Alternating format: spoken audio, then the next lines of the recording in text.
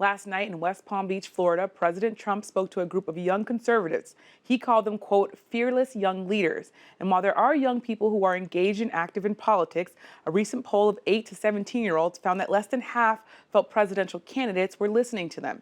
Here with me now is Anuka Brown. She is the Chief Engagement Advocacy and Global Programs Officer for UNICEF USA, which issued the report. Thanks so much for being here. Only about a third of American kids feel included in the political process. What does that suggest, and what do they want to be talking about that candidates aren't talking about? Yeah, so that's absolutely alarming. We talk about our children being our future. They represent 25% of the future of today, but they're really 100% of our future. And they're saying that their voices are not being considered in the entire political process. 80% of them say that they think they can absolutely be a benefit and help this country improve. And 90% of them highlight that they're worried about many things. They're highlighting that they're worried about violence, and violence not only against them, but their friends and their families. They're concerned about the climate.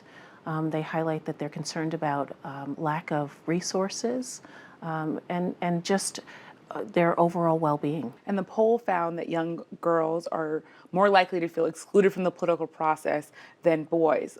What does that tell you about what's going on? Because young girls, their voices are less considered in the process. The generation today that's making policies and moving our country forward, we grew up at a time when children were meant to be seen and not heard. We also grew up where that was more prevalent for girls. And so the fact that young girls don't feel that they're part of the political process is just, it's systematic. Some people would say kids don't vote. Why listen to them? What's your response to that?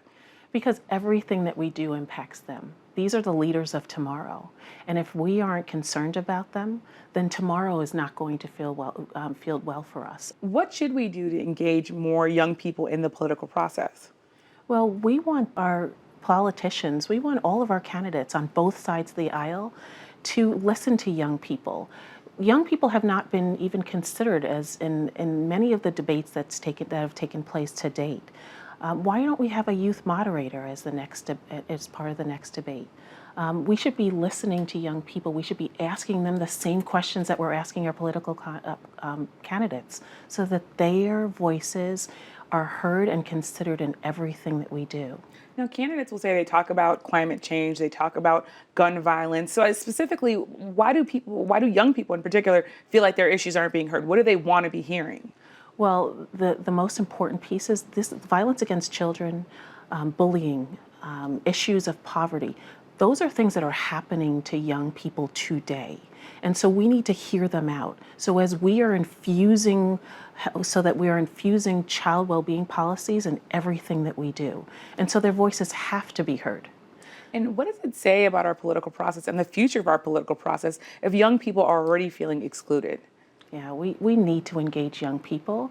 They're all going to be voters, whether they're under 18 today. Tomorrow they'll be at voting age, and we need to engage them into this process so that they know that they're valued and respected. And so these are emerging leaders. So how we treat them now is really going to be telling in terms of how they feel about themselves and the future of this country. Especially as you think about the fact that about half the country doesn't vote on even in presidential elections. Yeah, I think, we've seen young people more than ever lift their voices. We've seen Greta, we've seen Malala. The fact that Greta was announced as Person of the Year by Time magazine, that's very telling that the voice of one child can change the world relative to climate change. Just think about if we spent more time lifting up the voices of young children. That would be so meaningful if adults heard them. Their voices have to be considered as part of the process. One of the things that would be really helpful is if individuals texted 52886, texted the word child to 52886. What that does is it sends a letter to all of our presidential candidates, and it asks them what their vision is for children. Well, thank you so much, Anuka Brown with UNICEF USA. Thank you.